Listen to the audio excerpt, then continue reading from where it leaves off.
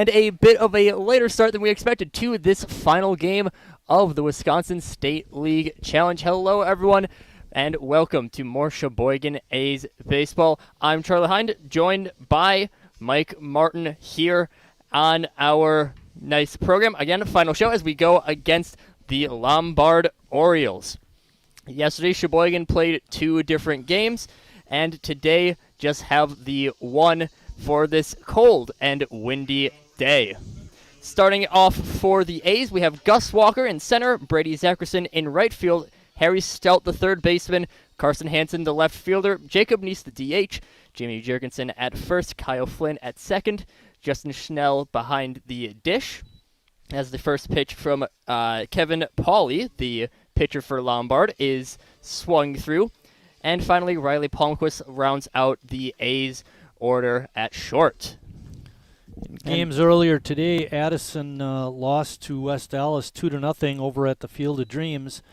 And in the game here, right before our ball game, Lombard defeated Green Bay 6-1. So Lombard playing a doubleheader today, both here at the Field of Dreams. Green Bay has to travel over to, or at Wildwood, Green Bay has to travel over to the Field of Dreams to play Addison in their second game. Right there, Gus Walker swinging through his third pitch, bringing up Brady Zackerson. Lombard going over their defense from right to left in the infield. They have Matt Schuler at first base, Kyle Gibson at second, Dave Marshall at short, and Pombo Nicolaitis over at third base. Meanwhile, in the outfield, right field is Griffin Brown, center field Kyle Fenner, left field Matt Skolin, as that will be a 2-0 count now on Zackerson. Behind the plate, Jackson Bissett, and as mentioned a little bit before, Kevin Pauley, the pitcher for Lombard. Brady had a tough day yesterday, going 1 for 7, but he did have a 2-run triple in that big 5-run second inning against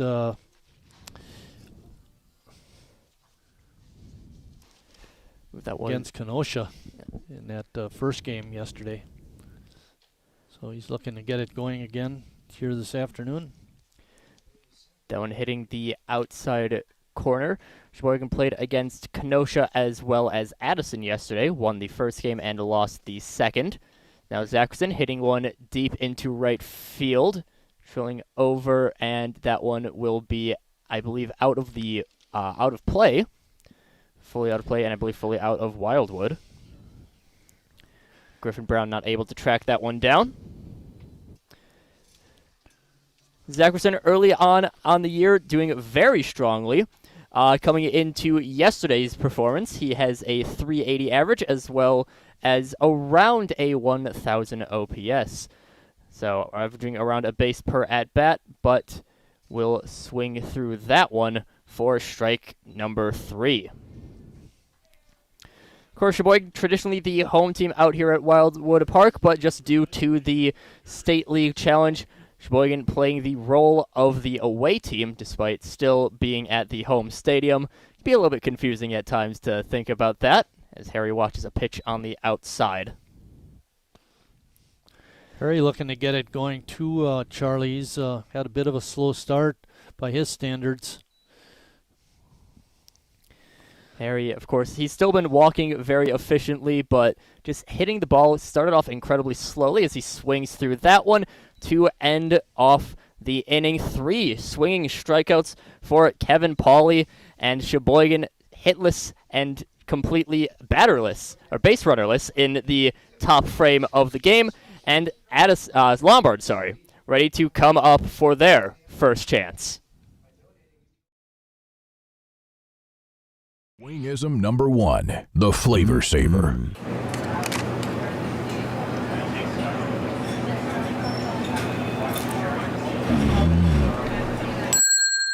Legend Larry's, the definition of flavor.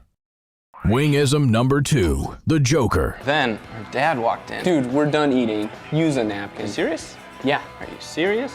Yeah, I'm serious. Why so serious? Legend Larry's, the definition of flavor.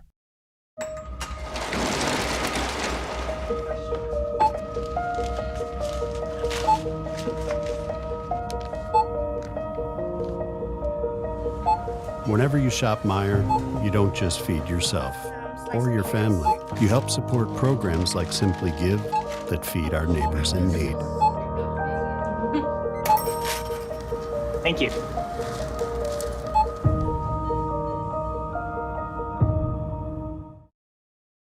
I grew up working in my family's supper clubs. This is where it started with us as far as the fish that we serve at Culver's today.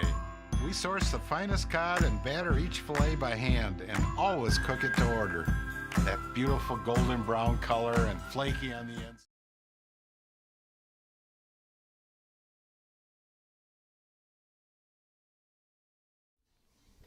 And coming into the bottom half of the first inning, Lombard very efficient on their first inning of play on the defensive side with their pitching, but now pitching for Sheboygan is someone that you always want to see. Jared Reclitus still has not given up a single earned run yet on the year.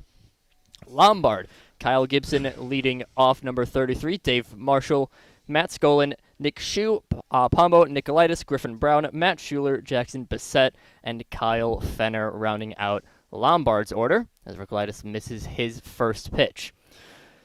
Reclitus has historically been a fantastic pitcher for Sheboygan in his time here. Ended up winning the team MVP for pitching as that one is popped up and will drop foul right between three defenders. Yeah, that was a good placement to not be caught, but thank goodness for Sheboygan it was foul. Of course, Reclitus, again, mentioned he still has not given up a run yet this year. Last year, giving up not many runs either. A 0.45 ERA, averaging less than a run given up in every outing. Every 9 innings, rather. Swung through that one is Gibson. Of course, Reclitus last year broke that earned run average best season, a record that was held for 50 years by Rick Rice, who was inducted into the Sheboygan Old Timers Hall of Fame back in May. So it's quite an accomplishment. Gibson swinging through that one, and Reclitus doing very well on the strikeout front as well. Came into yesterday with one behind Brad Reinflesch. However, Reinflesch 11 strikeouts in yesterday's game. Just like yesterday's game, these ones are 7 innings long, as the first pitch to Marshall is taken for a strike. Jared is a UW Milwaukee alum. I think we mentioned earlier in one of our broadcasts that he went to South High School. It's a short little, somewhat of a line drive, a pretty weak one. It will go easily into the glove of Riley Palmquist. Riley saw him briefly in yesterday's outing against Addison. Came in a pinch running effort, I believe, before taking over as the shortstop for the remainder of that game. First pitch inside. Yeah, that second game was a tough one to lose. It was 2-1 Addison beating our ball club. They got 2 runs in the second inning off of Brad Reinflesch, and he was able to shut them down the rest of the way. But the pitcher for Addison, Adrian Rapier, was even better. And he took that one hopper off the chest. I was talking to a couple of his teammates after the game, Charlie, and asked about him and how he was doing. They said he was just fine, no after effects. So we're glad to hear that. That all is good with him, but it was a tough loss, 2-1. The only run that he scored was on that, I think it was a wild pitch. Wild pitch. So it was a very close game, a very hard-fought pitcher's duel. That one taken inside. Full count worked by Matt Skolin, the left fielder for Lombard. Clyde a very good pitcher on the mound, someone that you always want to see if you're playing for Sheboygan or if you're rooting for Sheboygan. And Palmquist will drop that one. I believe that one will be marked as an error. I definitely would call that an error. And our official scoreboard runner, Bill, is going to also mark that as an error, so we'll listen to his judgment. One thing you can't do is allow the really good teams like Lombard, to get a free base like that. You're only asking for trouble. You got to get that third out now. Down a fairly easy play, all things considered, as taken for a strike, but maybe just the wear and tear on the field from the last game played, as well as a little bit of rain finally showing up last night, and a little bit more today as well, could have affected a little bit of a hop in the infield. The 0-1 pitch taken for a ball on that one. Doesn't look like the runner Skolin has taken much of a lead over at first. Now he seems to lengthen it out a little bit. See if he goes. Arclight is settling in for the 1-1 pitch. That one hits, and Zacharson with a nice sliding grab just off camera, unfortunately, but trust us, he got the play done. So at the end of 1 inning, Sheboygan manages to keep things tied up. So the game, as we go into the second, still 0-0, as Addison will be back on the mound. Sheboygan, Hansen, Neese, and Jurgensen.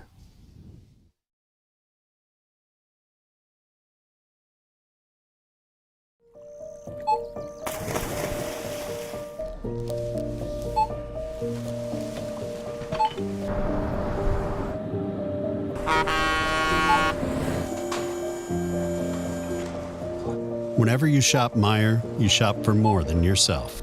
You help support sustainability in all our communities. Thank you. Today, tomorrow, and for years to come.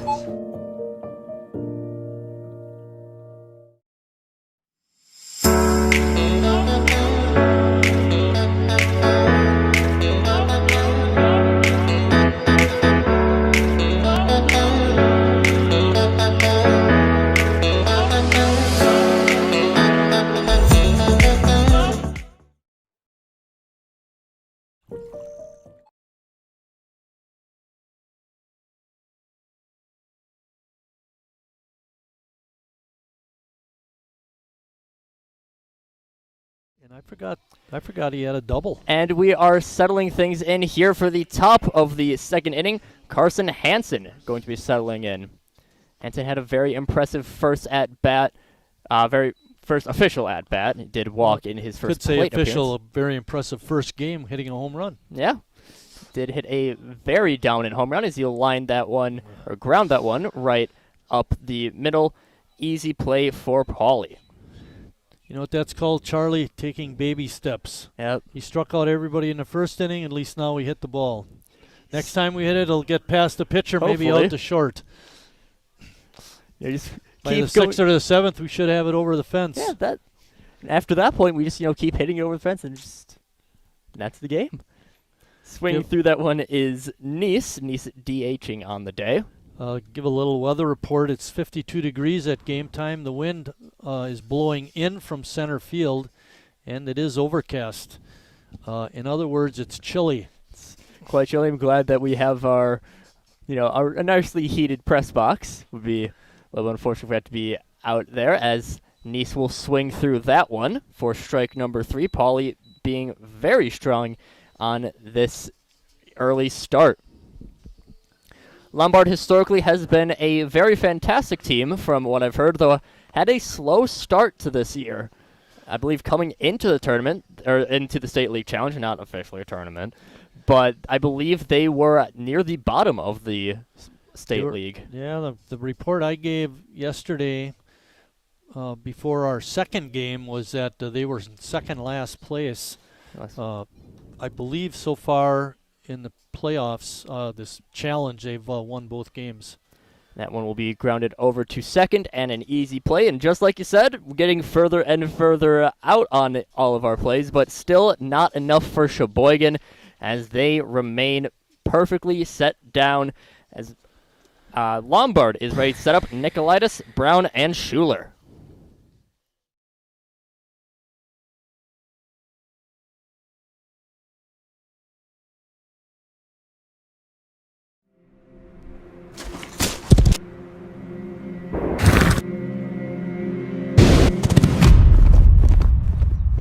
Let me tell you a story about a beer. Rooted in the heart of America. Found in a community where a handshake is a sure contract. Brewed for those who found opportunity in challenge and hope in tomorrow. Raised by generations, willing to sip, share, risk, remember. This is a story bigger than beer. This is the story of the American spirit.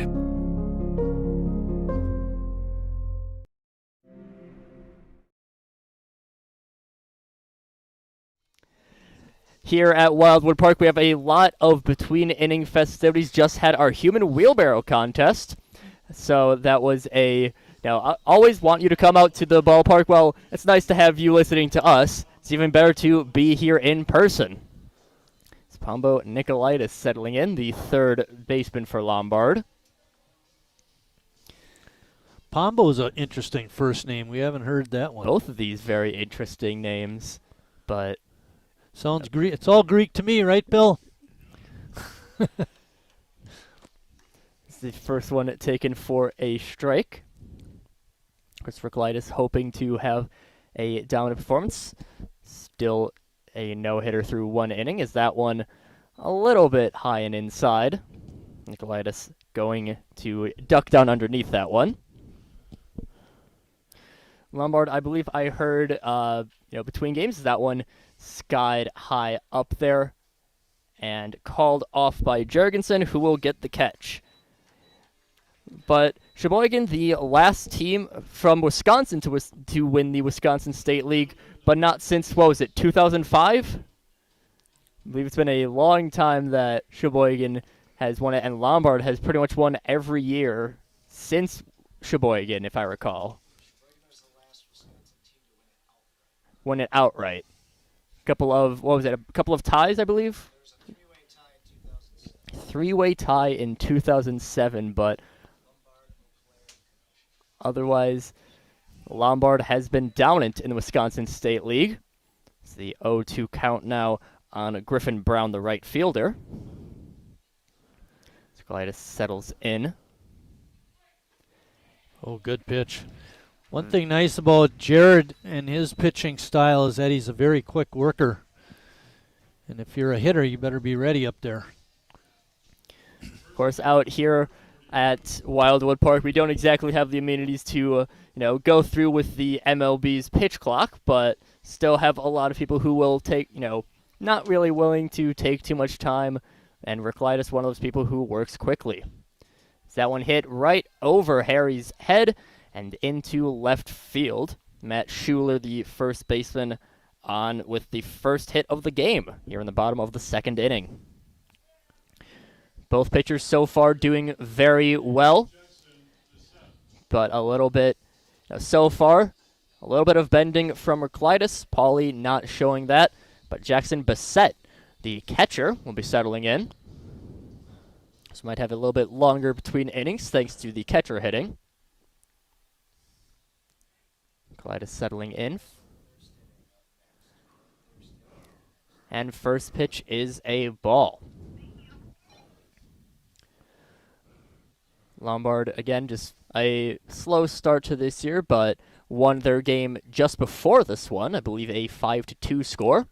As Nicolaitis throws it in. That'll miss.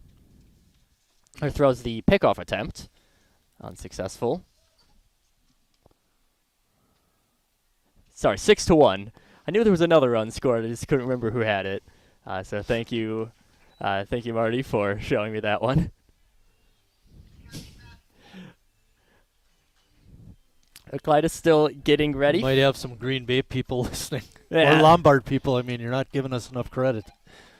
We want that other run. Green Bay happy with us a little bit, I think, but that one in for the 1-2 count. Of course, Nicolaitis and Ryan Flesch fighting for that strikeout crowned earlier in the, at least before yesterday, was very close. Schuler not taking much of a lead at first. have to assume he's not a very fast runner. 1-2 pitch, and swung through it is beset. That one will be strikeout number 3 on the day for Jared Reclitus, managing to limit the damage from the 2-out hit, as now Sheboygan hoping to make something happen in the top of the third. Flynn, Schnell, and Palmquist.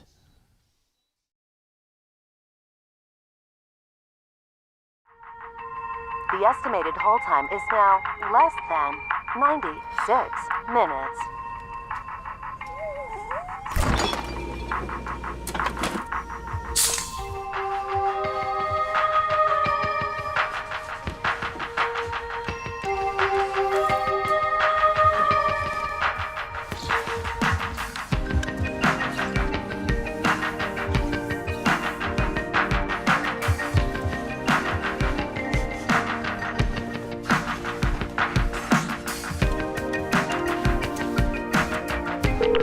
We thank you for your patience.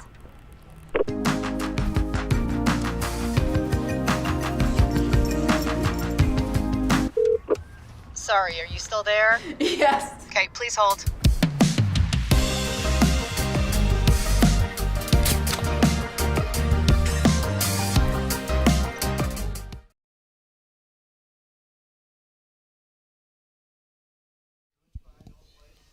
I think, yes.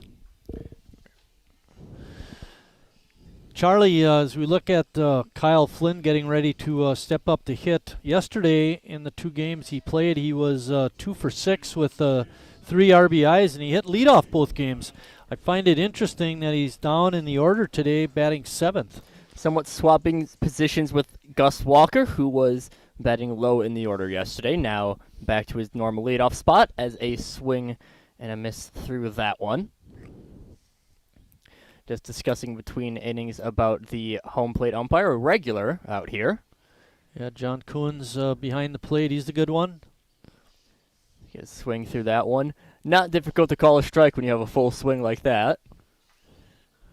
What makes it really advantageous for the pitcher is when he is around the plate, he tends to get close calls that maybe aren't swung at, where a pitcher who's all over the place, it's hard for the umpire to just focus on the strike zone. You know, he's always looking at balls that are all over the place. So it's better to be around the plate. A lot of times you'll get the close calls more often than a pitcher that's wild. That's something that Paulie has done quite well so far with that strikeout there. He looks like he knows what he's doing. 5 strikeouts in 2 1/3 as Schnell comes up.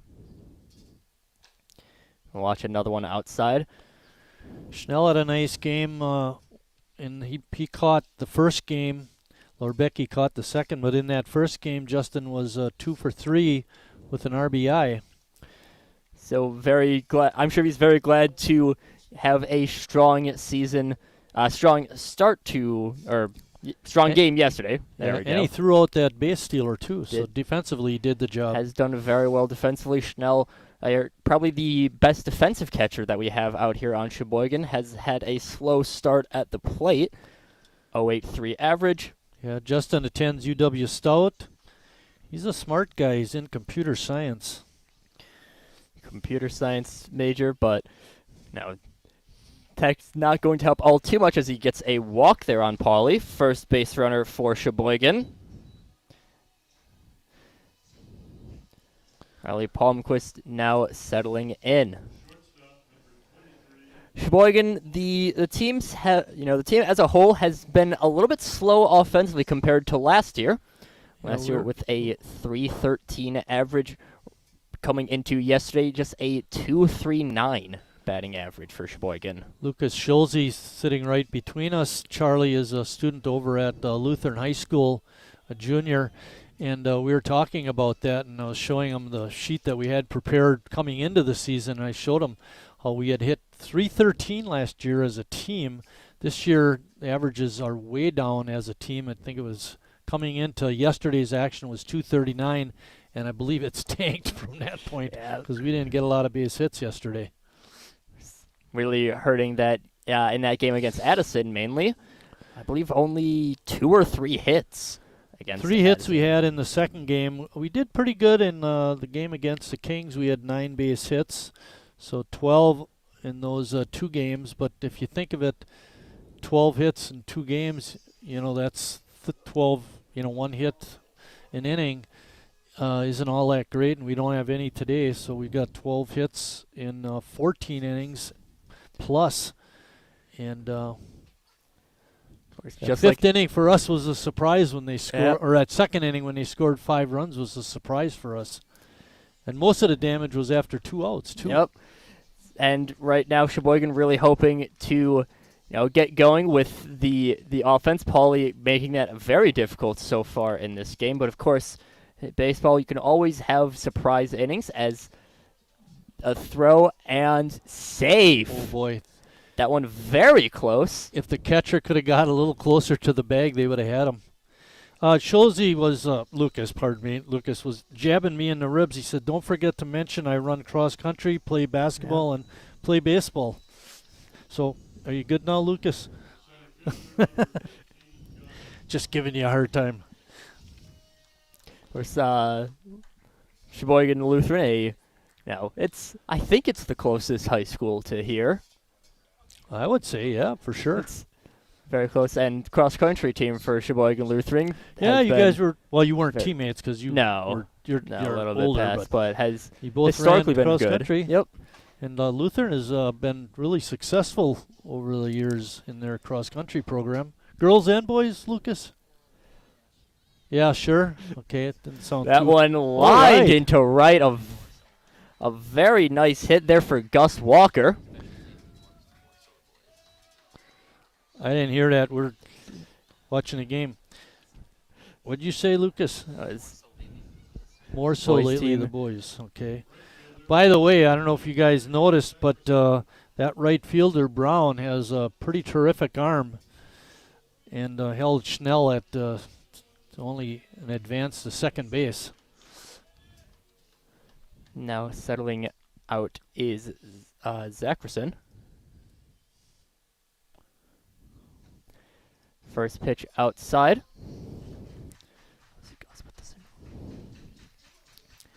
Zackerson had the first home run of the year for Sheboygan. Was on call for that game during believe that was during the play ball tournament. His wild pitch skipped away. And Bassett just going to watch as the runners advance on the wild pitch. Of course, this is a very advantageous situation for Sheboygan right now. Managing to finally get through to getting through to Pauly.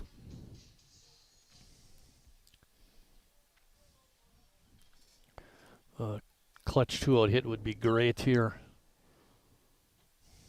That one on the outside. Sheboygan possibly getting under the skin of Pauly a little bit. The 3-0 count. With Walker on at second base, a hit to the outfield, we got to stand a pretty good chance of scoring 2. Walker, a very fast runner. And that one will be watched inside and high as Harry Stout comes up. And he's someone that you definitely want to see if you're Sheboygan in this sort of clutch situation.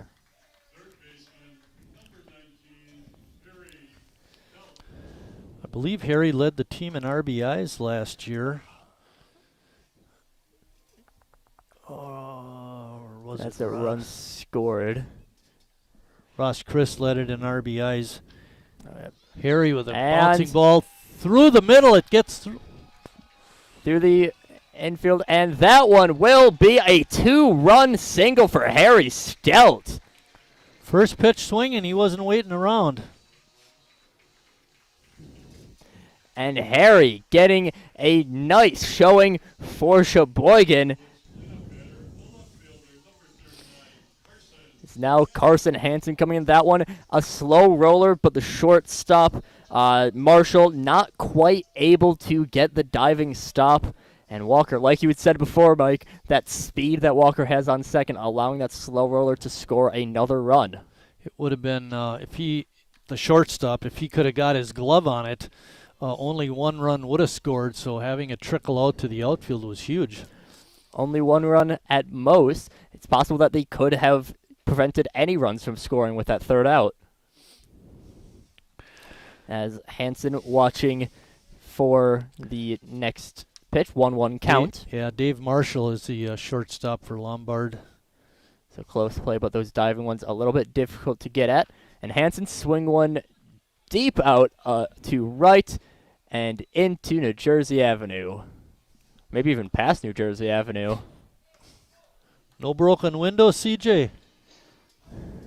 Don't think we have any actual broken windows yet.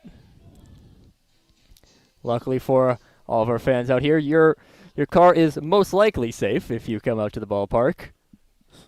As that one will be chipped over to third, and the play is made by Nicolaitis, but not after the A's can score 3 runs, or score 2 runs, and with someone like Nicolaitis pitching, that might be enough. Lombard going into the bottom half of the third, down 2-0.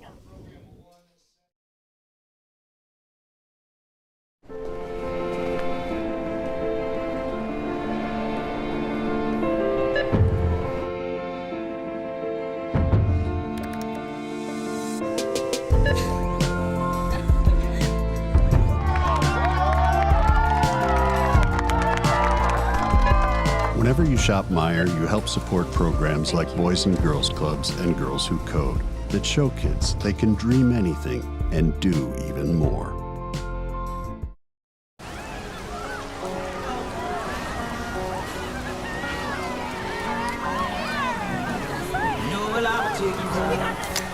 Cold beer on a Friday night, a pair of jeans that fit just right, and the radio.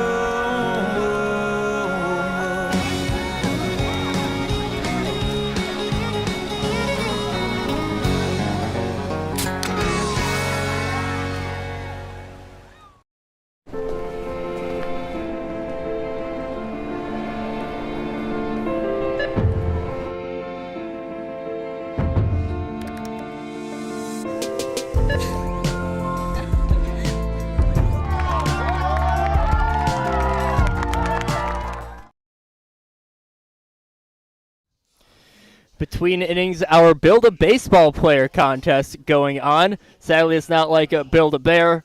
It's just, well, honestly, it's a little bit more amusing than that, but I won't tell you exactly how. Well, I'll tell you, it's the first time I've ever seen that little contest where the one contestant didn't even get the pants on. And the first pitch taken by Kyle Fenner. Of course, Sheboygan scoring those 2 runs in the top of the inning. And grounded, I believe that might have been into the dugout of Lombard. And with someone like Nicolaitis, those 2 runs might just be enough to win it for Sheboygan, but of course still a decent bit of time left to play. And Fenner swing through that one will actually be tipped, but it right into the glove of Schnell for strikeout number 4 on the day.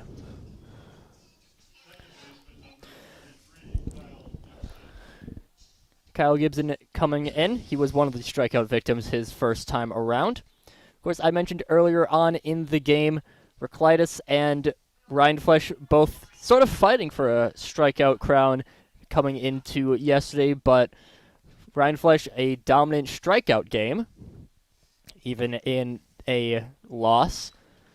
I think he'd take a lot less strikeouts in a win. Yep. Than having to suffer that defeat yesterday. That was a tough one. It's a tough one for the announcers. Yeah, so that one missed on the outside. 2-1 count now on Gibson. Nicolaitis only giving up the 1 hit so far in the game. That one chipped on over to short. Palmquist with it, and the throw over to Jurgensen. That was an outstanding play, Charlie, backhanding it like that and then being able to straighten up and throw a strike to Jimmy Jurgensen over at first. You don't see many like that. Very strong, and especially with a number 1 hitter, generally the fastest player on the team. Yeah, good hitting point. Number 1. So Riley able to settle down, and, well, he did have the error earlier on, as that one taken for a ball, and that has been an issue with Sheboygan a decent bit. Lots of errors. One already early in the game, back in the first. In yesterday's 2 games, we only committed 1 error. That was a big win for us in that regard. Hopefully, we'll only finish with 1 error today. That one chipped on over. Jimmy will grab it and toss it over to Reclitus for out number 3. Quick work from Reclitus and the A's as we end 3 innings of play. Sheboygan hoping to continue bolstering their lead with Neese, Jurgensen, and Flynn up to bat.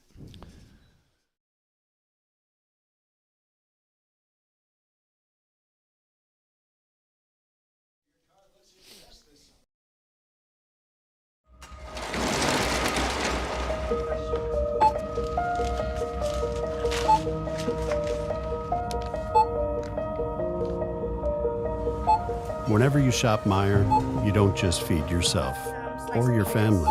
You help support programs like Simply Give that feed our neighbors in need. Thank you.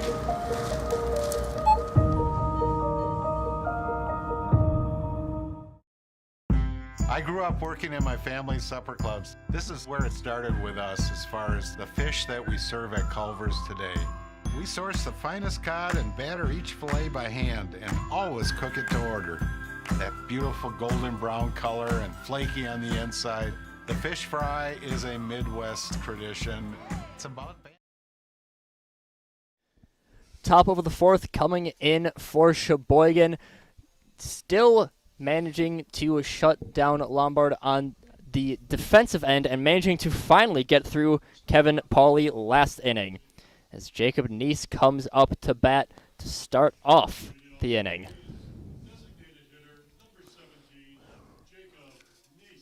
Depending on how things go with this ball game, we'll definitely have our trivia question, maybe the next half inning, and we may have a bonus question, depending on how things go. We may have had an issue with yesterday's trivia. We may have been talking about it and doing it while we were in a commercial break, so we might go back and do that one again. That one chipped. Huh? That one. Right. Base hit for Neese. Yeah, that one a very difficult one, and yeah, somebody might be hurt too. Brown, I think. That one a bit of a tricky play. I think both of them somewhat going all out for it. Kind of tripped between each other. Lombard's manager going out to check on his team. Actually, I believe the one who was hurt a little bit being the second baseman, Gibson. But he will be staying in the game. Gibson and Brown both running into each other out on that short pop fly. Both, Gibson going for a reaching catch, Brown going for a dive. Just a perfect spot for neither one to fully be able to get it. Will drop in as a hit for Jacob Neese. It's always dangerous when you get those kind of balls. Both players going hard after it, and be careful. It reminds me of a game I was at when I was playing with the A's. Denny Moyer playing left field, Rick Rice playing center field, and there was a ball hit between them. And I'm not kidding you. They ran hard and ran right into each other, flat on, and they both hit, and both went down backwards. Ooh. And we had another game to play that Saturday at another city, and had to go, and Rice was supposed to be pitching that second game. And thank goodness nobody was hurt seriously, but when you saw it happen, it's like, oh my God. But like I said, nobody got hurt that day, and Rice pitched a good game. I think it was down in Saukville. Always rough when you see something like that, but always good to see no one hurt. And good to see no one get hurt out here today, and along with yesterday with Rapier from that grounder right to the chest. Yeah, one hopper off the chest. Jimmy Jurgensen working a 3-0 count. We'll watch that one. Don't think there was any intention to swing on the 3-0. Jurgensen and Nice have had a interesting situation where they've almost been sort of platooning between DH and first base. There's another check over from Pauly.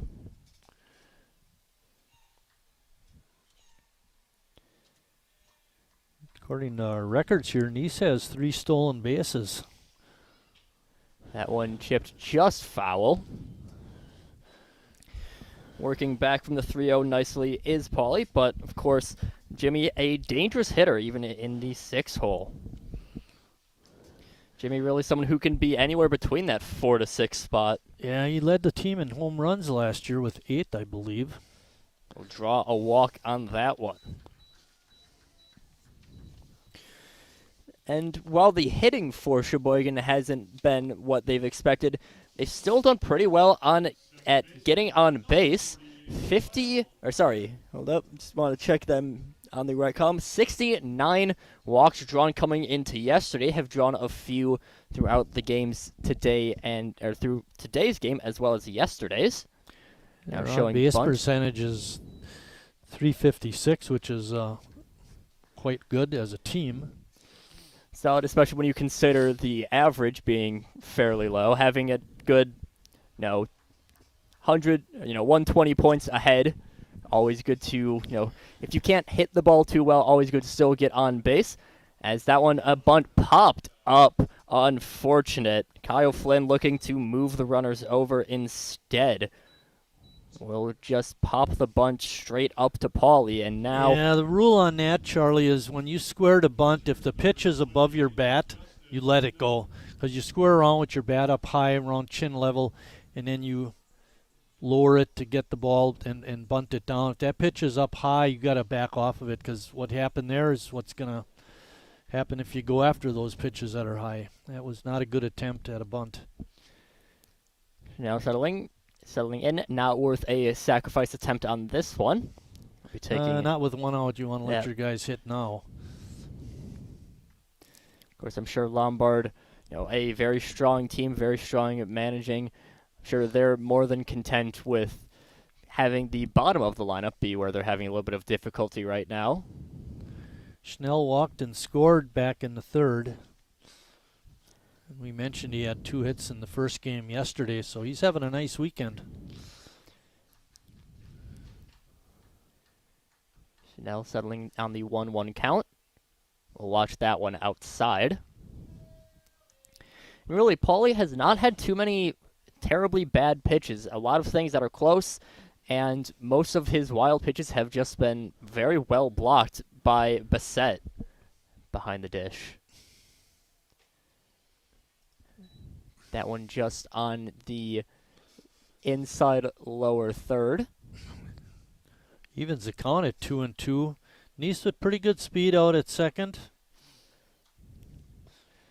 Meanwhile, Jimmy, not exactly the biggest speedster out there, but swinging through that one is Schnell. Pauly working out of this one quite well, but Palmquist still with the chance to drive in a few runs.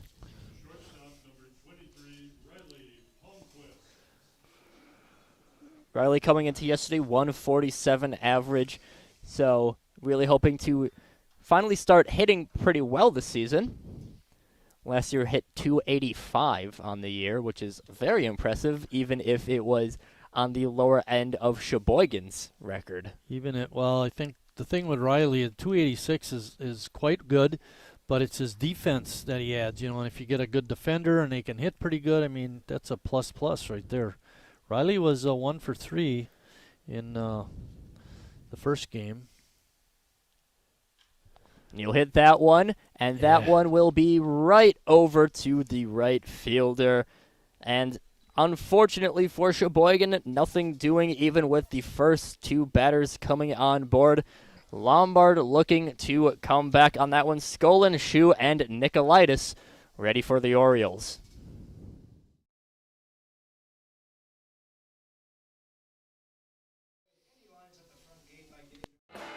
What are you, having tea with the Queen?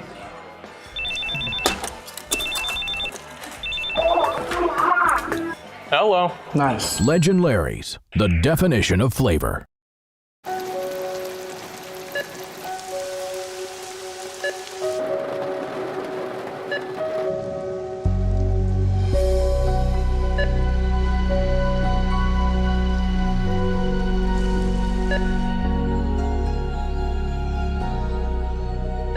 Whenever you shop Meijer, you help support organizations like Hope House Mission and New Hope Shelter that give people around here warmth, shelter, and care.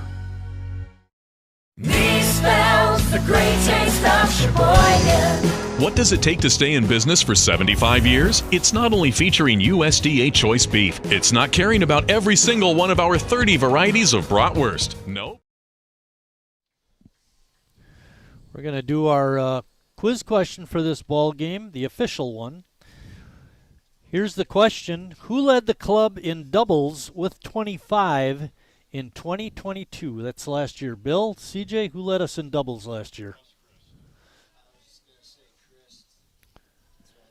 Okay. We'll give our fans out in internet land an hour or two to select their answer. I don't think they could hear on the internet, but you guys were both right. Was indeed Ross Chris. Yes. Bill got it right. He's surprised. You mean I did? Yes, you did, Bill. Excellent. What is that one? Yeah, right.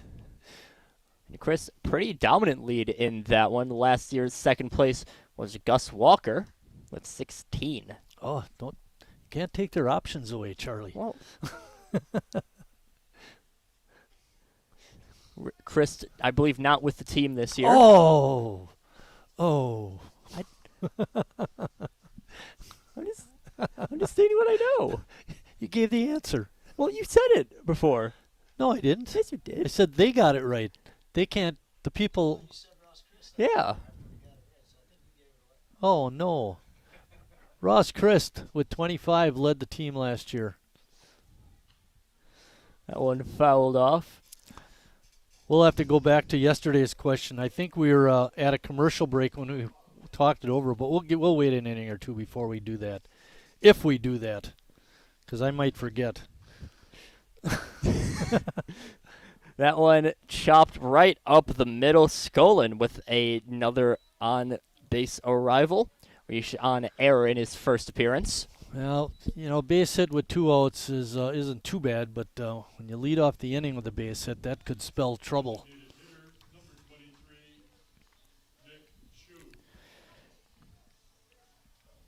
Shu had the flyout to Zackerson. A very nice sliding catch by Brady out in right field during his first at-bat. Seems like every game we get at least one very, very nice play in the field. He gets that one in.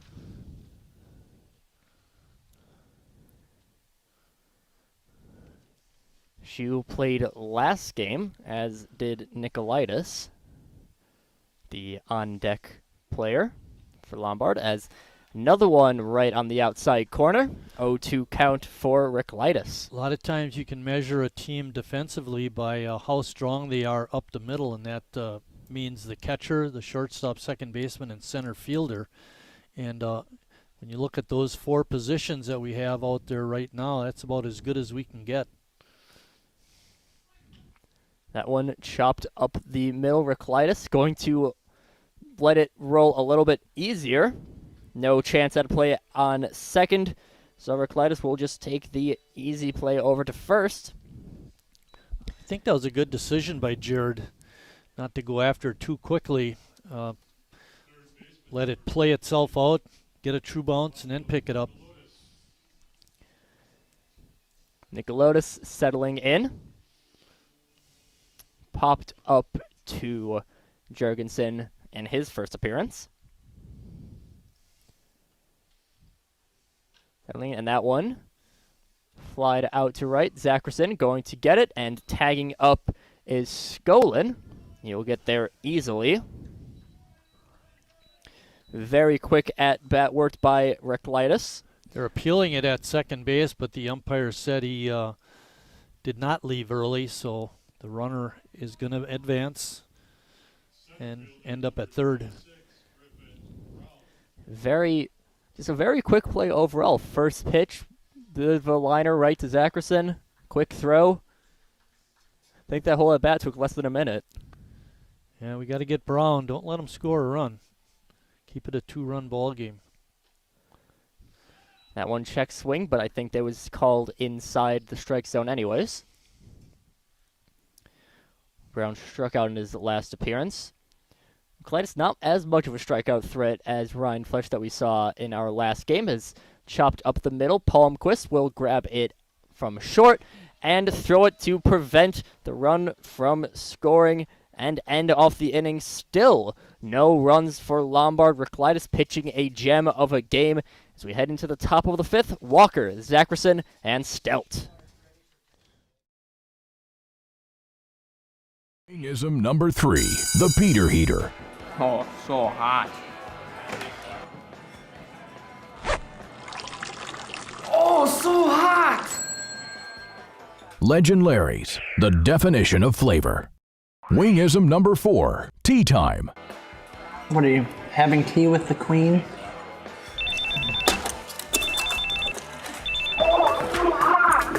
Hello. Nice. Legend Larry's, the definition of flavor.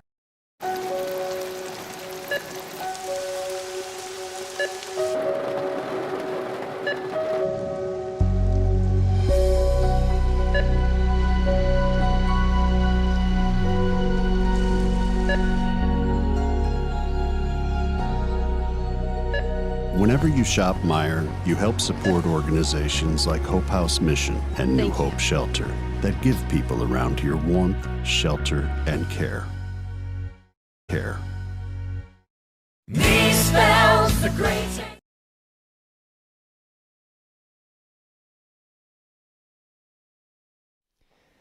Top of the fifth inning now for Sheboygan. Had a nice third inning. But still, Kevin Pauly has been pitching quite well. But Sheboygan doing just a little bit better. Gus Walker coming up, the leadoff hitter. Singled and scored back in the third. Pauly settling in. We'll get one just on the outside corner. Gus is 2 for 8 on the weekend.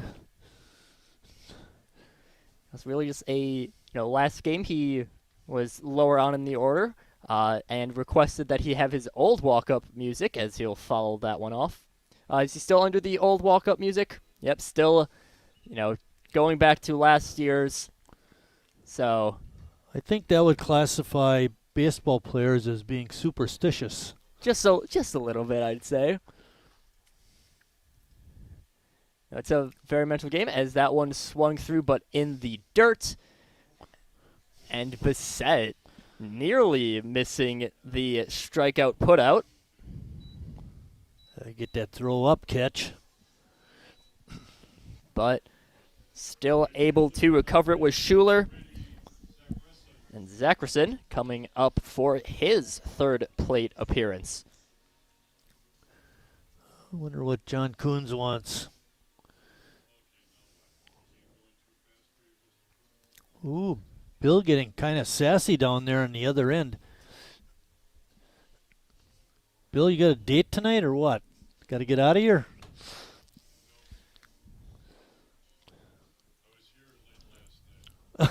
That's right. You stuck around for the last game. What time did you get out? 9:45 Bill left. He did all the games in this challenge as the field announcer. So while we were all leaving and going home, he was sticking around.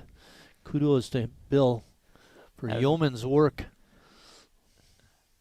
Everyone else taking a nap while Bill's still hard at work.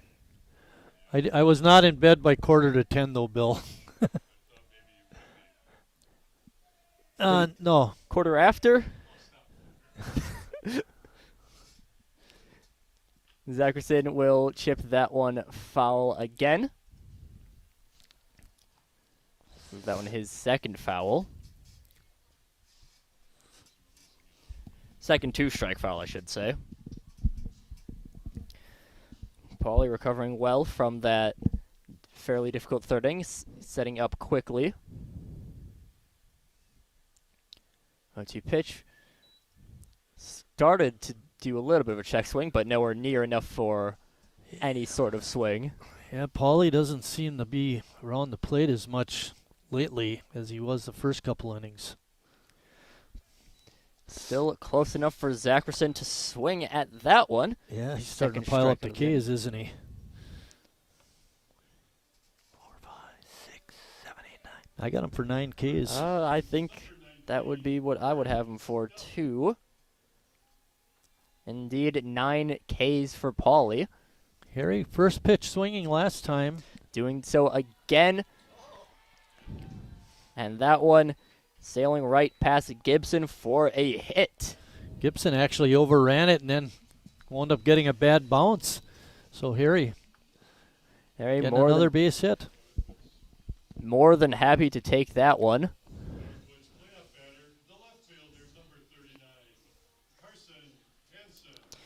Hansen, of course, had a explosive first at-bat here with the deep home run to right field, but since then, I believe, completely hitless in the rest of the time through. I was a little surprised, too, when I was looking at my sheets. He was 1 for 3 in the first game with that home run, like you mentioned. And then in game 2, in the 6th inning, he doubled. Went 1 for 3, and it was him that was pinch run for by with Palmquist. So he does have 2 hits and 6 trips. But he is 0 for 2, so 2 for 6, 2 for 8 on the weekend. And some very, CJ pointing out how Hansen some very interesting shoes. Just the design of it looking almost like sandals, which now I'm kind of seeing it. Yeah. That brings up a point here, CJ. How about, can we get this camera business so we can do some zoom ins and zoom out so we can see what you're talking about? We need a dedicated cameraman. That'd be pretty cool. Exactly. We got one here. He's from Lutheran High. Oh, man. I believe Coons liked it, and he called it. Called strike 3. Called strike 3 on Hansen, and despite a strong hit from Harry Stelt, 2 outs, not enough to score him. Lombard still looking to finally put something on the board, but the bottom of the order will have some difficulty against Jared Reclitus.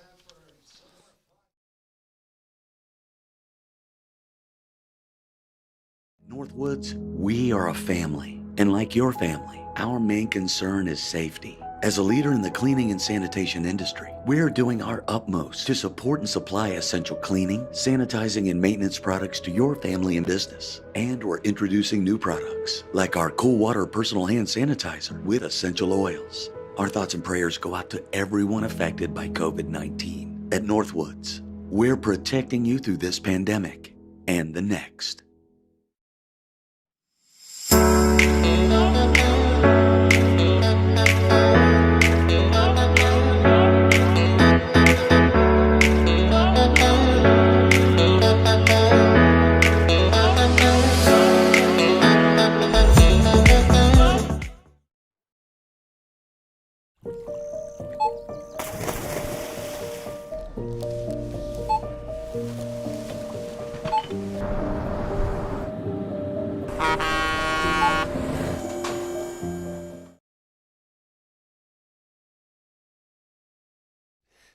Game of musical chairs played between innings as Lombard hoping to similarly get a little bit of movement on theirs. That was a little bit of a stretch of a segue, but hey, we'll take what we can get. Exactly.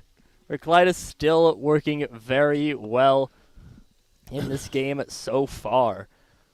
4 strikeouts on the day between 4 innings.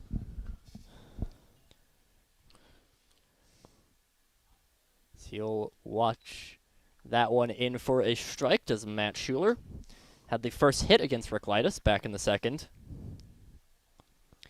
A 2-out single, I believe, right over Harry. That one popped up into the right center gap, but Brady able to easily range over for out number 1. As long as we got a little bit of a break here, let's go back to that trivia question that apparently commercial was running. We didn't, the fans may not have heard it, but this was from yesterday. What 2 players led the club in games played in 2022? And the 2 leaders did play in 61 of the 64 games. Well, since we already asked the question that for sure CJ and Bill had heard. Yeah, they know the don't need answers. answer. So we'll leave that for, I don't know, maybe we'll be give you for an our- at-bat. Yeah, that'll be for our fans out there in internet land. That one fouled back. Nice to get that first out quickly. You know, Jared has not thrown a lot of pitches in any of the innings that he's had so far today, so he's in good shape to go 7, you would think. That one flied out to right and out of play. You know, sometimes we think of a dominating performance when you strike out a whole lot of guys, which it is, but Jared not striking out as many as we would normally think he would. He's pitching pretty dominant ball today. This is a good hitting team, Lombard is. Good hitting team, only held to 2 as he punches out that one on the outside. Jackson Bassett just fooled by the outside corner, bringing up Kyle Fenner. All right, let's give the answer on that question. The question again was, what 2 players led the club in games played last year? It was Gus Walker and Ross Christ with 61 each. Our 2 doubles leaders, as mentioned Christ before. was the doubles leader with 25, but Gus Walker second. Second, right. Well What'd you have, behind. 16? Yep, 16. So Chris, a lot more doubles on there. That one fouled back by Fenner. Of course, one thing you mentioned, the pitch count, something that's a little bit difficult for us. We don't have, a dedicated pitch counter. So CJ used to do that last year, pitch counting. that one chipped over and will be easily tagged out. And so the unassisted play by Jimmy Jurgensen will end the 5th inning. Going into the top of 6, Sheboygan looking to add more to their lead with Nice, Jurgensen, and Flynn.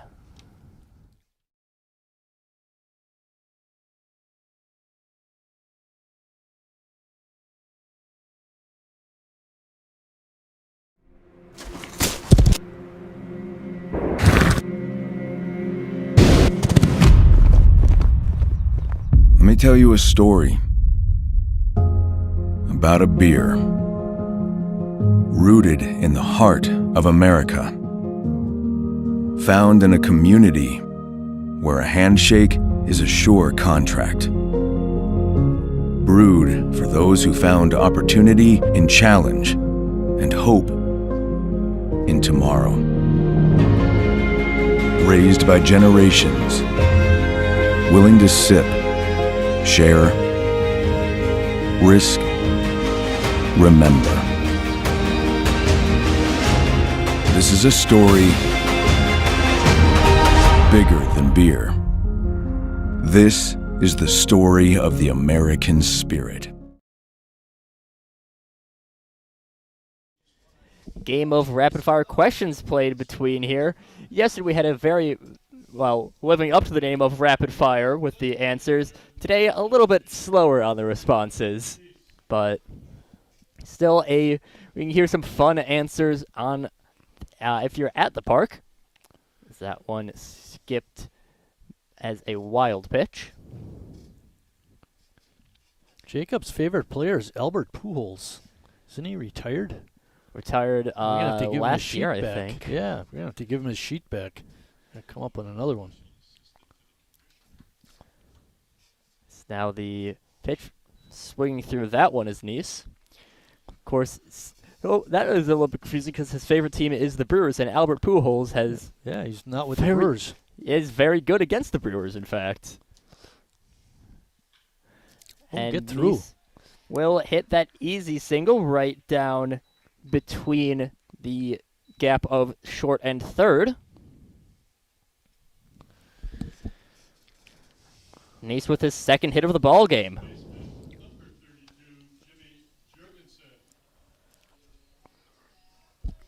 Of course, it's a very good thing for a team to have a lead-off base hit.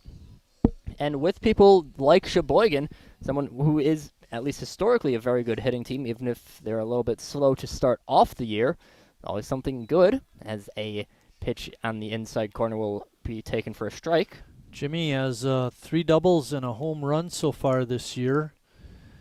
Good extra base man. He'll pop that one up, but that one will be off the screen, I think? No big banger. Oh, it must have went all the way over. Must have. So hopefully no car window is broken. But if you do... I was ready to take a look at Lucas, see his reaction when it hits that metal roof. It gets pretty loud up here. As that one foul. I wonder if... I haven't checked, but I wonder if the very first roof shot that I was on call for, I wonder if that one was hurt, because that one was... That one was one of the louder ones, and I think we discussed that when it happened. CJ would know better than the rest of us because he's been up here a lot, but that one was loud. Shocked me a little bit. I was kind of jumped in my seat, to be honest. We were all watching. We thought it was pretty funny. Yeah. Jurgensen settling in for the 1-2 count. He'll pop that one up in fair territory and will be easily put out. Had a little bit of fan participation attempted, trying to throw off Schuler. Of course, out here at Wildwood Park, we do have a number of very vocal fans, and we do appreciate them always coming out. That's for sure. We got some regulars. They seem like they're always here, and that you need that kind of fan base. Pitch on the outside. I'm still a little bit new to the A's, so I don't know a lot of these people as well as you do, Mike. But yeah, you can call them out as we see them. That one a little bit high. Flynn struck out his first time, and then in attempting a sacrifice bunt, popped it up to the pitcher. So he's 0 for 2 in the ball game. Looking to keep things going with only 1 out. That one just on the outside corner. Flynn may be thinking that was a ball, but Coons liking that one. Of course, even though the weather not as great as it has been in the past few days, very nice for us being able to see the scoreboard as popped up to right field. And that one will be caught by Brown. Brown, good to see him still being able to move around after that small collision back in the... I believe that was back in the 4th from Nice's hit. So Justin Schnell settling in. Walked and scored in the 3rd, then struck out in the 4th. First appearance since then. Be interesting to see if Tim Moyer sends Nice on a steal attempt. It's a little different against Lombard than some of the other teams because the pitching is a little better and the catching is a little better. That one low. So you can't take liberties with the Lombard like you can some of the other teams in terms of stealing bases. And Nice, while by no means slow, definitely not the fastest on the team. Of course, you do have people like Gus Walker, Zackerson, Palmquist. That one tipped foul. So with that stronger pitching and stronger catching, you get a little bit more cautious on when you steal bases.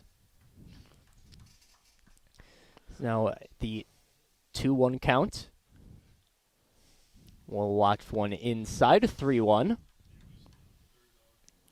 It's a pitch to hit on this one, and he's swinging.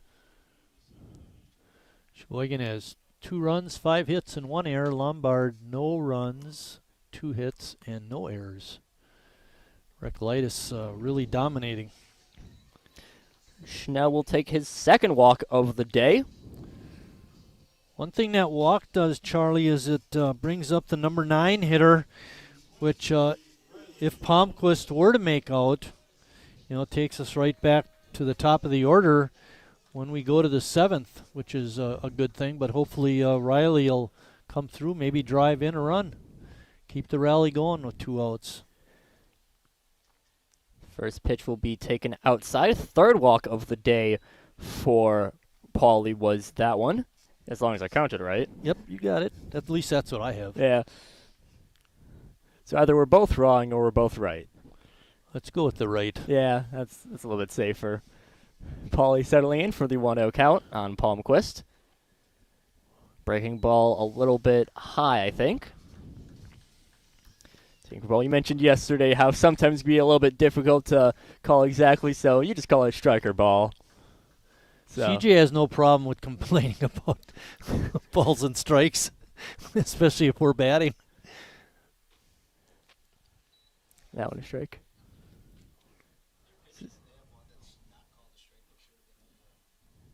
Huh. CJ, I believe. So you can go as long as you're complaining to the umpiring, right? Yeah. As long as you can complain about the umpiring, we're good. Doesn't matter who's up.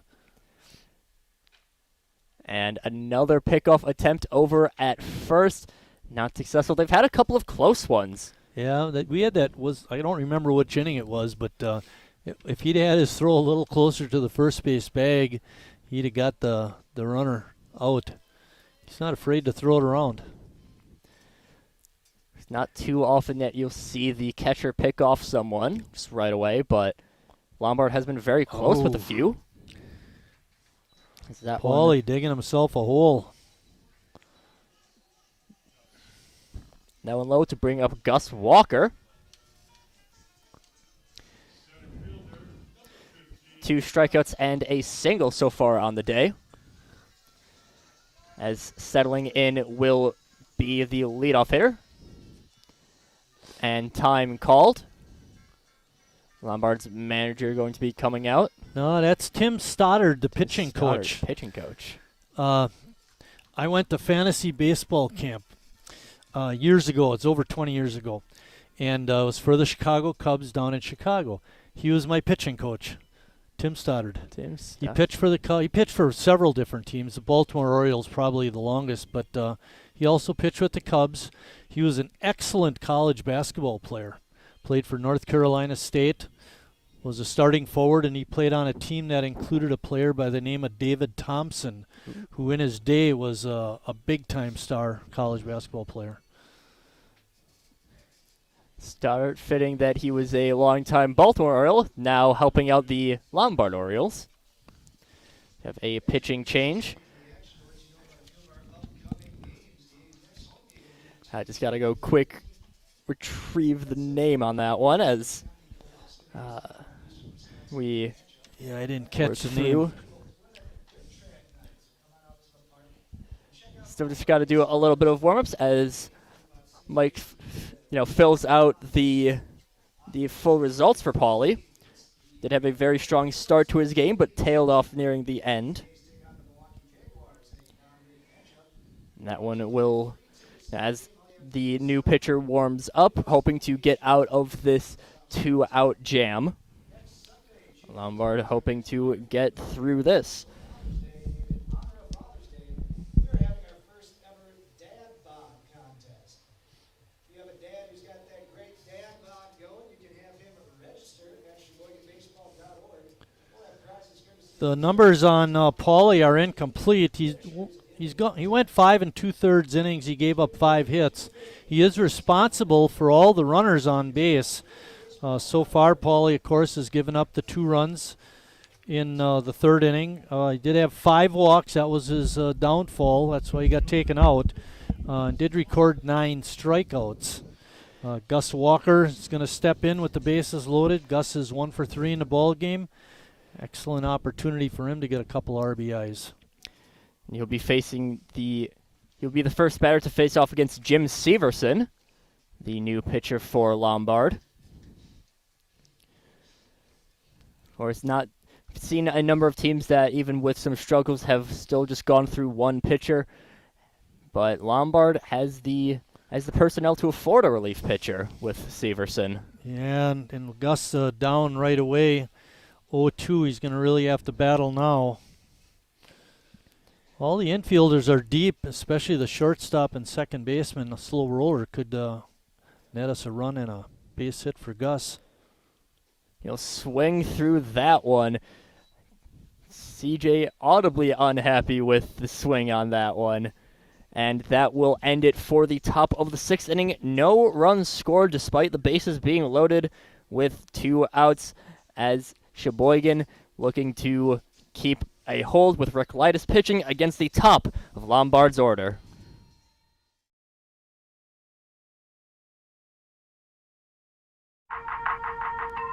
The estimated hold time is now less than 96 minutes.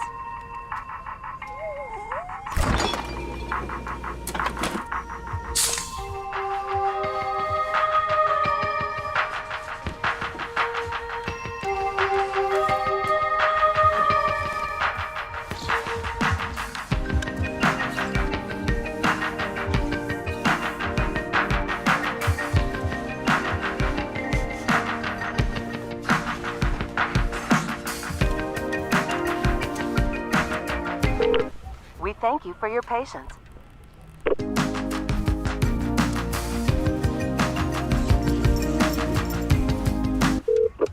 Sorry, are you still there? Yes. Okay, please hold.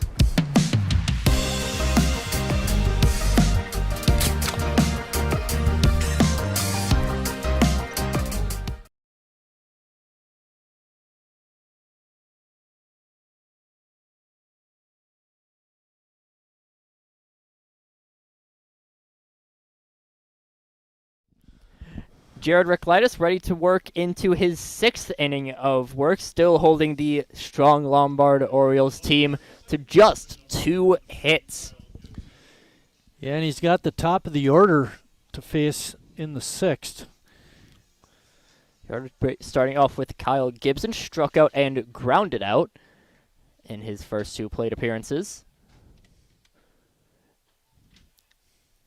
And Reclitus getting one on the outside. Something that I'll hopefully eventually remember to do is keep a pitch count because, again, Reclitus a much quicker worker in terms of pitch count than someone who gives up a lot of walks, gives a lot of strikeouts like Ryan Flesh. Reclitus 0-2. And that one outside. That's what I was talking about yesterday. When you get that 0-2 count, Charlie, you want to make the next pitch close enough that the batter might swing at it. And he got so close he wanted it called a strike.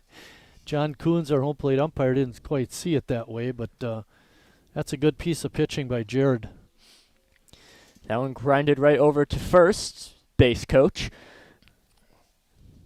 Retrieved, and of course, lower levels, we do need to keep a lot of our foul balls in play in terms of keeping them. Don't have as many to spare, and that one lined right up the middle.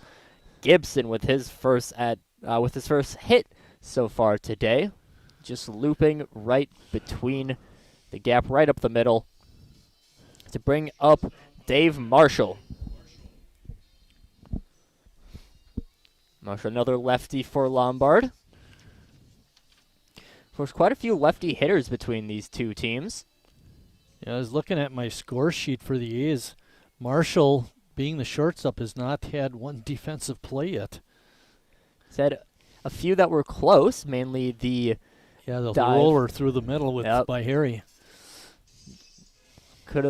Was very close to stopping the 2 runs, but still Sheboygan managing to get through. Harry with a nice piece of hitting on that one.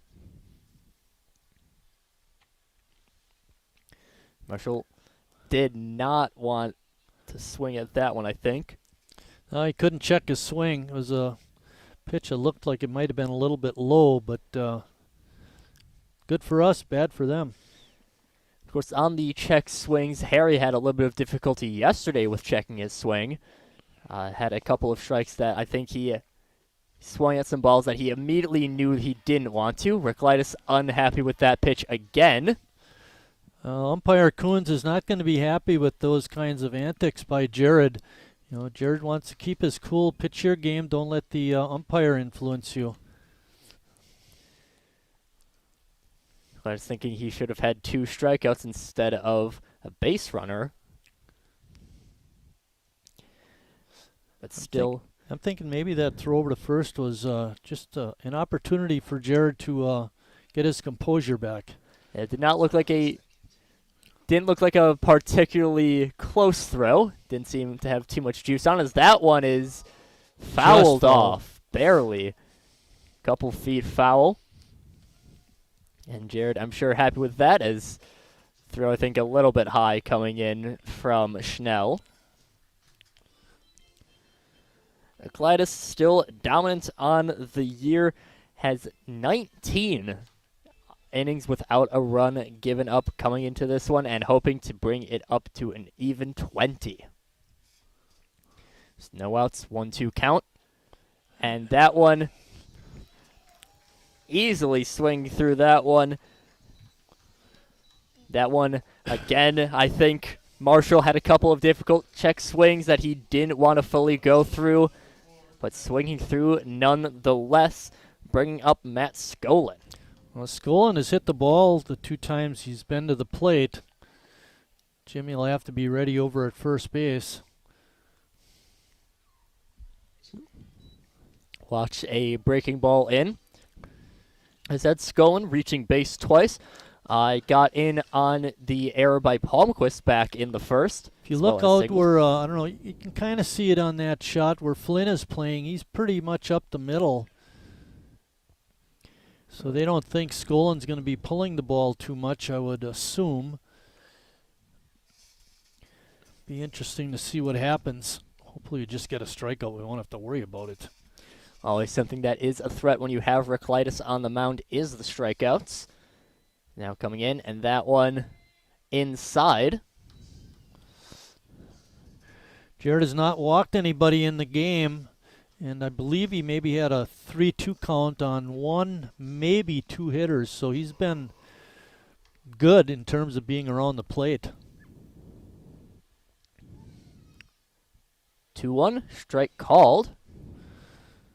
Skolin definitely checked his swing, thought it was going to be a ball, but the umpire didn't see it that way.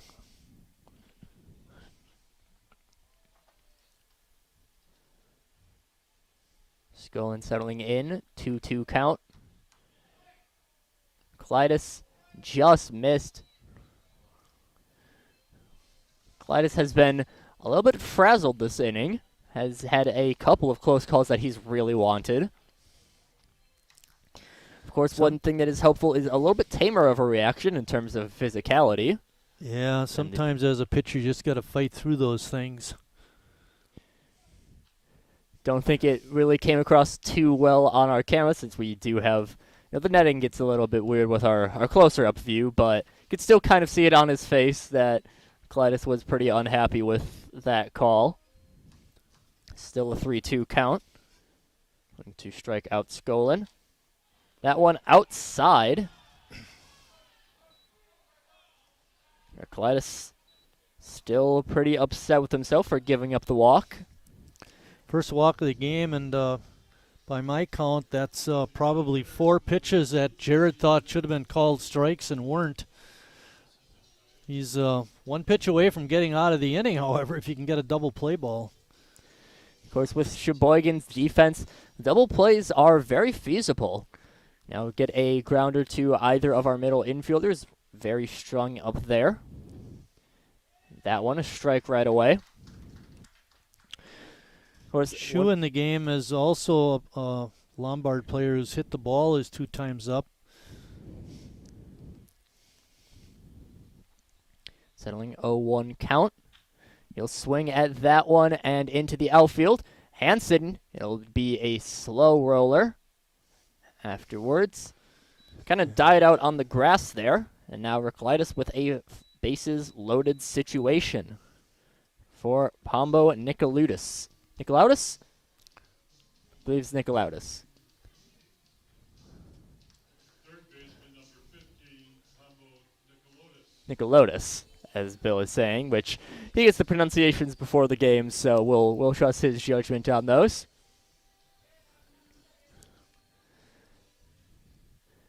Harry and Jimmy over at third and first are even with the bag, looking for the double play up the middle. And Jared doing very well at getting strikes on the corners. He's getting those first pitch strikes as well. getting the hitters started off on the back foot. Doing very well with that. And another strike in there. I believe a good breaking ball. Yeah, it was a dandy. You're right. Started off the outside, now going in on the curve. It's Nicolotis. Sheboygan with a 2-run lead, but Lombard definitely threatening this inning. And swinging through that one is Nicolotis, and now not even a chance for the sac fly as Griffin Brown comes up to the plate.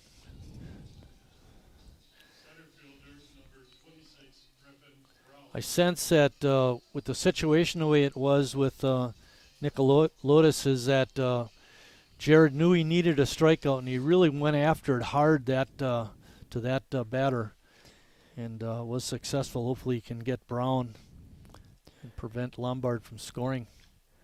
That one chipped off foul. And just past the reach of, I believe that is Tim Moyer sitting on the tarp. Can't exactly tell. It looks like Kenny Nazy to me. Nazy? Okay, Yep. so Nazy sitting on the tarp just past his reach. Luckily we have our ball boy Jackson on that one. Lucas, the back. DH for Sheboygan today, his name is Jacob Neese. His dad is Kenny Nazy. They don't pronounce their last names the same. Which, I mean, if you ask me, I think that should give us liberty to pronounce it however we want, as long as it's close enough. We kind of do that with anybody. Yeah, well, that's fair. We kind of get on the straight and narrow from Bill. He tells Yeah. us how to do it. If we forget how to pronounce someone's name, just listen to when Bill next Hey, calls we got it. an 0-2 count. Let's get this guy. See what Jared does, if he goes right after him or if he tries to waste a pitch. 2. That one on the outside. Clyde is trying to just get a swinging strike on that one. Trying not to give Brown anything to hit. Bases loaded. Gibson singled, Skolin walked, and Shue singled. 2 strikeouts on the inning for Ricklitis have held up the runners. 1-2 pitch. Outside and low. Ronnie Hare used to say when he was tutoring us as pitchers with the A's is that the 2-2 pitch, which is what it is right now, that's the pitch you want to make it happen. You don't want to go 3-2. Payoff pitch, and that one high on the outside corner. Griffin Brown not happy with the call, but Sheboygan more than happy to get out of the jam. Ricklitis keeps his scoreless streak alive as we head towards the top of the 7th. Zackerson, Stelt, and Hansen looking to get just a little bit more insurance for Sheboygan.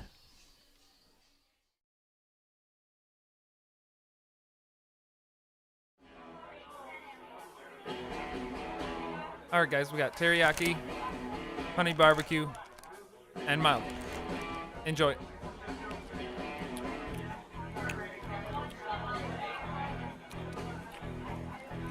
All right, DOA wings, hottest on the menu.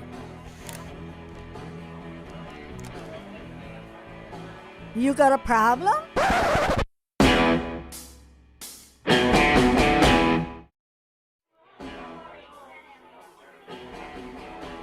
All right, guys, we got teriyaki, honey barbecue, and mild. Enjoy.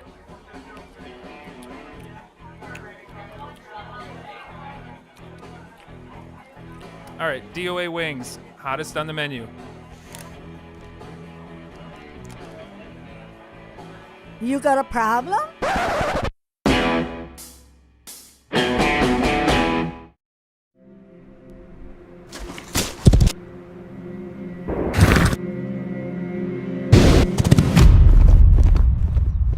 Let me tell you a story about a beer rooted in the heart of America. We talked about Jared and as discussed with some of the pitches that he threw not being called strikes. That last strike call, he'll take that pitch. So all that being upset, it turned out okay in the end. And another thing, fans, get out here to the park. We just gave out $143 in the 50-50 raffle. You're not going to win that raffle sitting at home. Get out here to the ballpark. Now Severson going to work, and that one popped up to center and easily caught for the out. Fenner making that grab. So now Harry, who has had a very strong game, 2 singles, 2 RBIs for Stelt. It'll be the first time that Harry sees Jim Severson. Severson got that third out in the 6th with the bases loaded on a 3-pitch strikeout, and he continues to work here in the 7th. Harry again mentioned he had a slow start. I believe it was it like 11 plate appearances before he got his first hit? Yeah, Somewhere around that. But has since bounced back pretty well. Takes a look inside, 2 for 3 on today. So we're checking what he had in yesterday's performances. 1 for 6 in the 2 games yesterday, and 3 for 9 if you include today's game. So that's pretty good. And coming into yesterday's action, he was up. He was at 313, so it's gone up since that point. That one chipped again up the middle. This time able to grab it and scooped up and out. Another hit right up the middle, but this time Marshall able to get it to throw Harry out.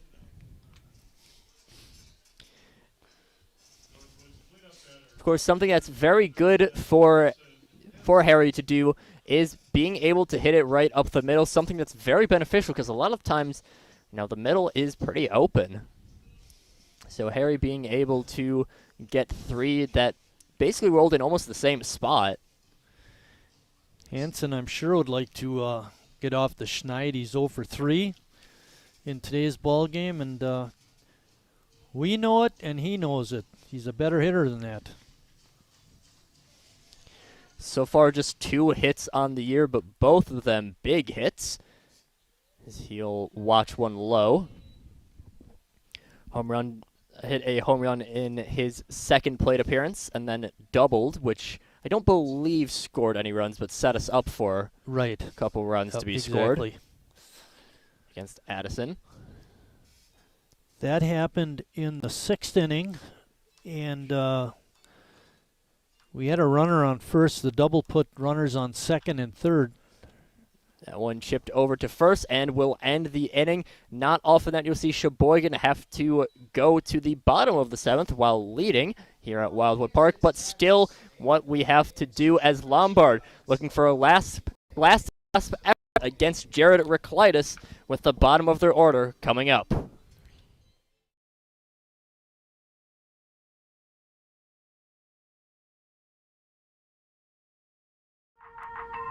The estimated hold time is now less than 96 minutes.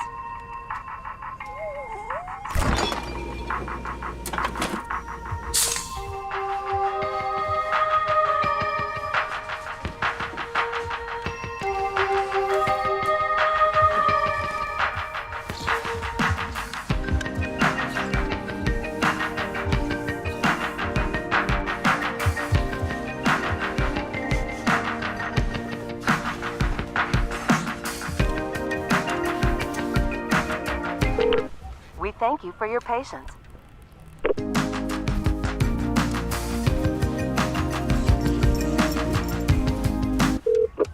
Sorry, are you still there? Yes. Okay, please hold.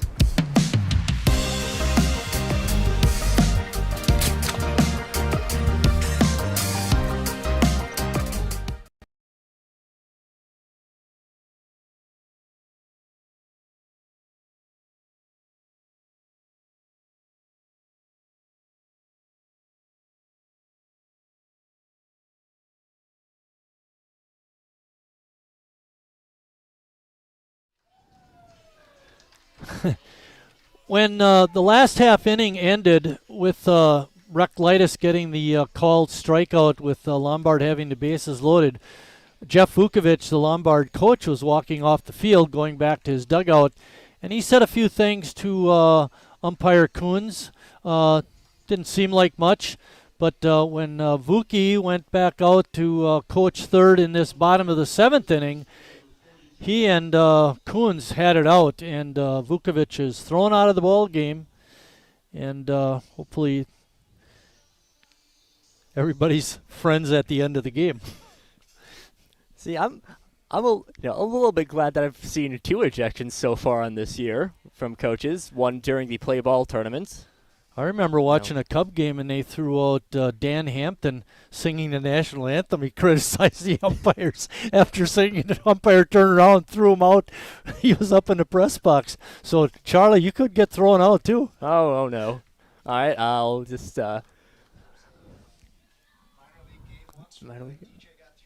DJ got thrown out?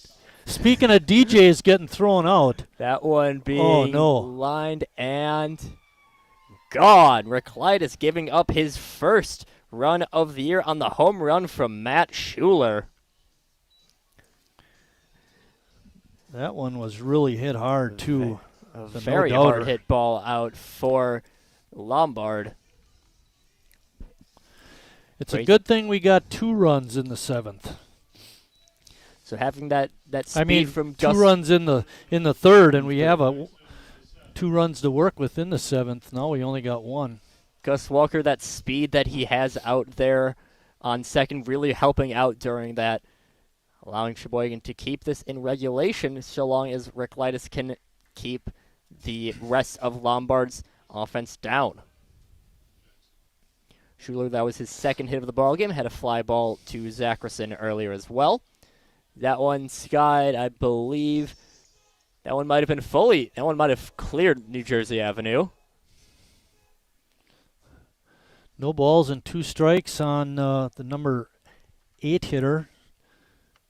Well, you don't expect a home run from your 7th hitter very often, do you? But Lombard got it. Fouled off Bassett, struck out twice, once swinging, once looking, I believe. I believe that's what we both have. That's what I have. And I was just thinking, getting that run on the board means Reclitus is going to have to navigate the top of the order.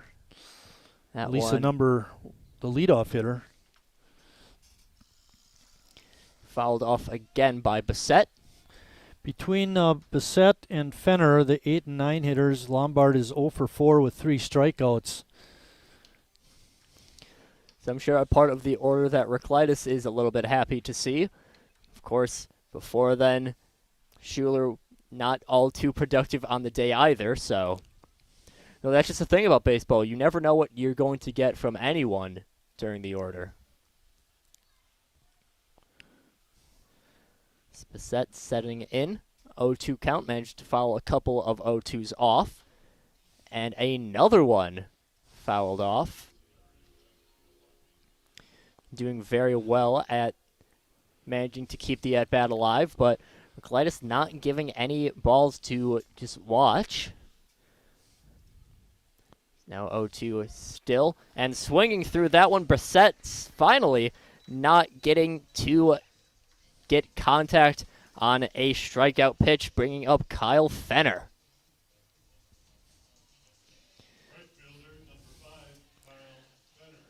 That's the 9th strikeout in the ball game for Jared. We failed to mention it, but in the 6th inning, he wound up striking out the side. Few other batters in between, but did manage to strike out all 3 batsmen. Fenner doing a good, just trying to get on base and having struck out and grounded out weakly to the first baseman. That's a good decision by that number 9 hitter. Watch another strike out there. Harry had moved up even with the bag on that last pitch. Now he's backing up, figuring that Fenner will not attempt a bunt again. Fenner going to call time. Clytus not particularly known for taking his time on those, but spent a little bit on that. And he'll watch that one. Breaking ball right on the inside corner. Fenner goes out for his 2nd time through, and that'll bring up Kyle Gibson. Gibson started off the 6th inning with that base hit to get Reclitus in a jam, but before then, grounded out and struck out, and now is Lombard's last hope. fouls the first one off. Gibson had a healthy cut at that pitch. He might have been thinking about tying up the game. Jackson quick to get to the foul ball. Wasn't it Gibson, one of the guys that went down in that one inning, trying for that little pop up into right? Second baseman and the right fielder? Yep. Gibson, 1-1 count. Clytus pitches and throws. That one grounded, just foul. And that one, probably a little bit of a break for Lombard that did go foul. That was a big break. Reclitus would have been, Jimmy would have picked it up and tossed it over to Rec, and we'd had the third out. Or he was hit hard enough, he probably could have taken it to the bag himself, Jimmy could. Barring if it takes a weird huff off the bag, but Gibson, 1-2 count, payoff pitch, and struck out number 3. 3 strikeouts in a row following the home run. Jared Reclitus, the last 6 batters retired all on strikeouts, and that will do it. Sheboygan wins this game against Lombard 2-1. 5 hits for each team, but Sheboygan managing to do just a little bit more with their hits than Lombard. This was a very close game against a very good team, but Reclitus managing to hold through even with a lead-off home run in the bottom of the 7th. Reclitus only 1 run so far on the year, but I'm sure that he's still happy with the season, with that Sheboygan is happy with their season. Mike's still working through the pitcher stats, and I believe he has them set up now. All right. Sheboygan, 2 runs, 5 hits, 1 error. Lombard, 1 run, 5 hits, and no errors. The losing pitcher was Kevin Pauley. The winning pitcher was Jared Reclitus. Rec went all 7 innings, gave up 5 hits, 1 run, it was earned, walked 1, and struck out 11. A good performance by our Sheboygan A's, and we win 2 out of 3 on the weekend, Charlie. That's pretty nice. 2 out of 3, very strong performance. And Reclitus still in that strikeout hunt with Brad Reinflesch. And as we get ready for our Meyer Family Day presentations, that will do it for our broadcast.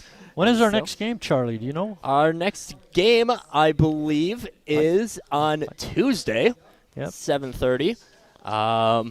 We have our calendar in here. I think it's against Kewaskum. Sorry, 7:30 against Kewaskum here at the Wildwood Park. That will do it for our game. So, if you wanted to do the honors of signing us off, Marty, Charlie, you got to learn to do that. It's your show, man. Sign us off. Well, I've been Charlie Heim with Mike Martin. This has been Sheboygan A's Baseball. So, until next game, we'll see you down the road. All right.